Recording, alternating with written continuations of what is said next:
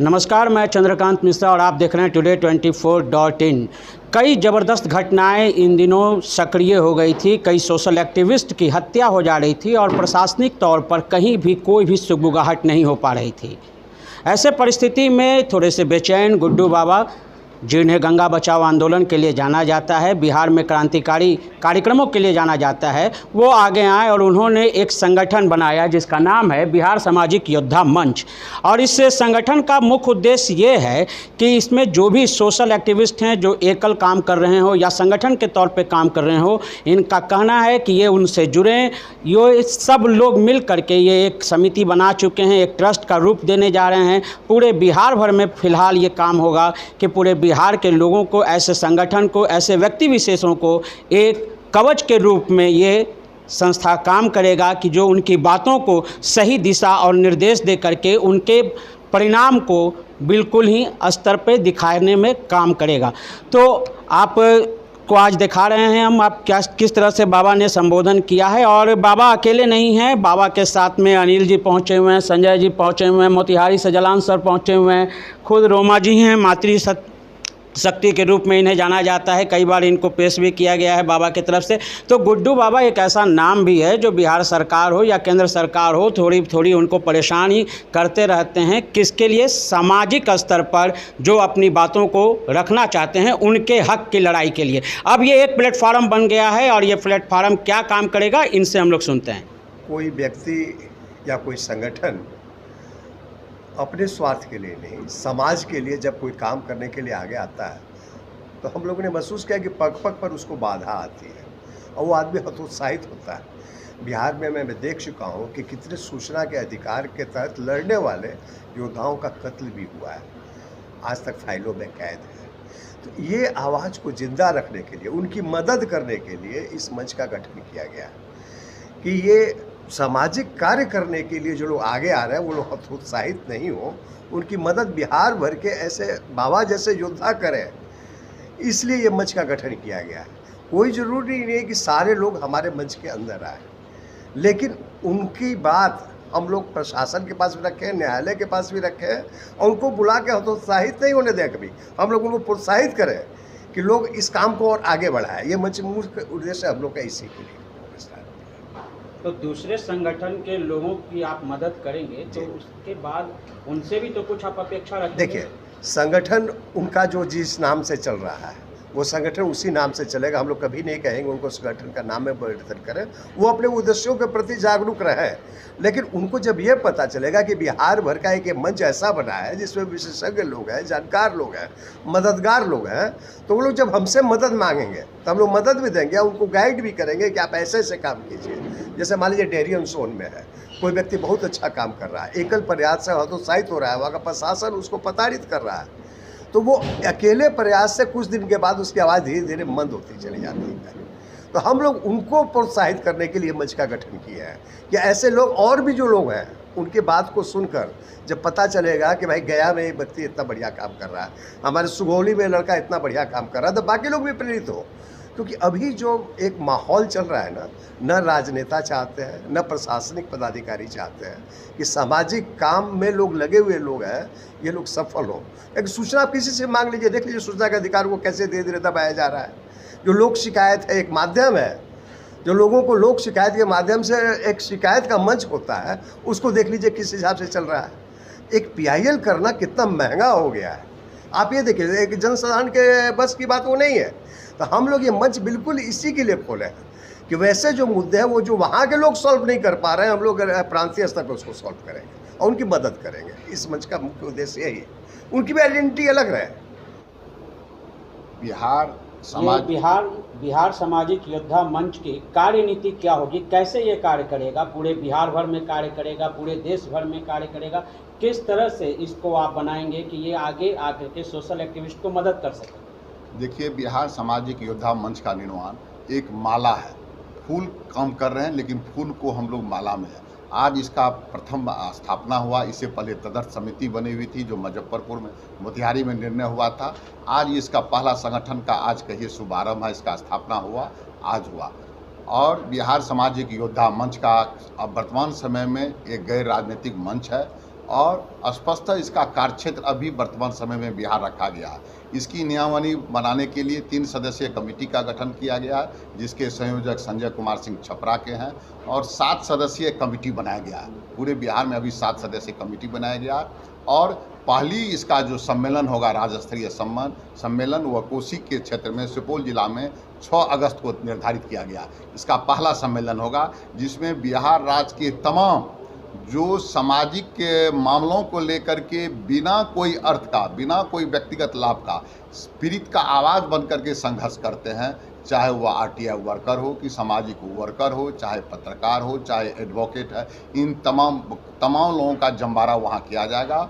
और उसके सम्मेलन के बाद इसकी विस्तार से पूरे राज्य में इसका कमेटी गठित की जाएगी और पहला बैठक सम्मेलन जो होगा वह सुपौल में होगा। स्पष्ट इसका विजन है कि पीड़ित का आवाज़ बनना है, सामाजिक आवाज़ बनना है, न कोई राजनीतिक आवाज़ अभी बनना है, न कोई दुष्काष्टित का आवाज़ बनना है। ये सामाजिक आवाज़ है जिसको कि लोग दबा कर रखते थे। और ये मंच बनने का, जब अभी देश की जो वर्तमान हालत है, पदाधिकारियों, चाहे केंद्र सरकार हो, राज्य सरकार है, पदाधिकारियों के क्रियाकलाप, कल तक जो समाज में काम करने लोगों को इज्जत मिलती थी, आज उसको दुश्मन समझते हैं। हम अपने दुख की घड़ी में, विपत्ति में, चूँकि हम समाज से लड़ते हैं, एकजुट होकर के हर एक दूसरे को, लोगों को पारस्परिक संबंध बने, इसीलिए हम पूरे बिहार के लोगों को एक मंच पर ला करके काम करेंगे। ये मंच एनजीओ की तरह काम करेगा या ट्रस्ट की तरह? देखिए, एनजीओ ये मंच काम करेगा, निर्लोभ होकर के समाज की काम करेगा। कानूनी पहलू को देखते हुए हमने इसको रजिस्ट्रेशन भी कराने का इस पर निर्णय लिया है, क्योंकि कानूनी पहलू भी सही होना चाहिए। सामाजिक काम में कानूनी बाध्यता भी जो वह सही होना चाहिए। सिर्फ उद्देश्य उसका रहेगा कानूनी पहलू, समाज का काम करना, न क्योंकि भारत सरकार, राज्य सरकार से फंड लेना। इस मंच का कोई उद्देश्य नहीं है। अपना परिचय?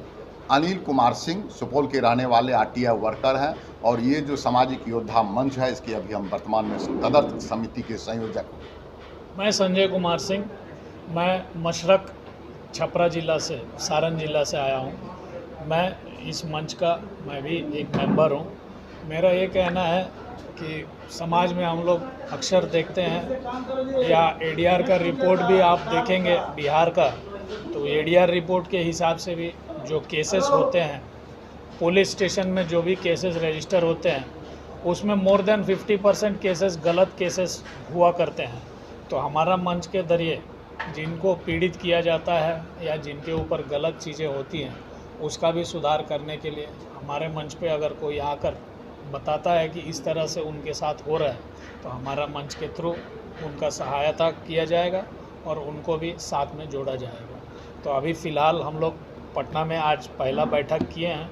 जो फाउंडर मेंबर्स रहेंगे इस मंच का, हम लोग साथ बैठे हैं। अगला कार्यक्रम अगस्त में राज्य स्तर पे बिहार का सुपौल में करने जा रहे हैं। संजय जी, आप जैसे युवा लोग जो हैं वो कुर्ता पहन के राजनीति में प्रवेश करना चाहते हैं, ऐसे में सामाजिक कार्यकर्ताओं के प्रति इतना प्रेम आपको कैसे आ गया? पहले आप अपना समाज को जब तक नहीं सुधारेंगे या अपने समाज में सही दिशा से काम करने का डिसिप्लिन में अगर आपका शासन प्रशासन चलने लगे, आज एक उदाहरण के तौर पे ही मैं बताता हूँ, जिस तरह से स्कीम्स है या योजनाएं हैं सरकार का, वो योजना अगर सरकार की योजना सही तरह से 100% अगर जिसके पास पहुँचना चाहिए उसके पास अगर पहुँच जाती है, तो किसी भी व्यक्ति को ये सब लड़ाई लड़ने की ज़रूरत नहीं पड़ती है। जिस समाज में ये सब चीज़ों की कमी होती है, वहाँ पे किसी का भी आत्मा टटोलता है और अपने आप को वो सब चीज़ों में लाने का कोशिश हमेशा होता है। ये बिहार सामाजिक योद्धा मंच, ये क्या है संगठन बाबा, क्या कार्यक्रम है? फिर से नई क्रांति कुछ सोच रहे हैं लगता है आप? क्रांति तो होनी है, क्रांति होती रहती है। सामाजिक योद्धा का कॉन्सेप्ट जो मेरे मन में आया था, कई ज़िलों में हम लोग जो सामाजिक योद्धा सम्मान समारोह कर रहे थे, उसी कड़ी में हमारे अनिल जी की खोज हम कर पाए, जलान जी हैं।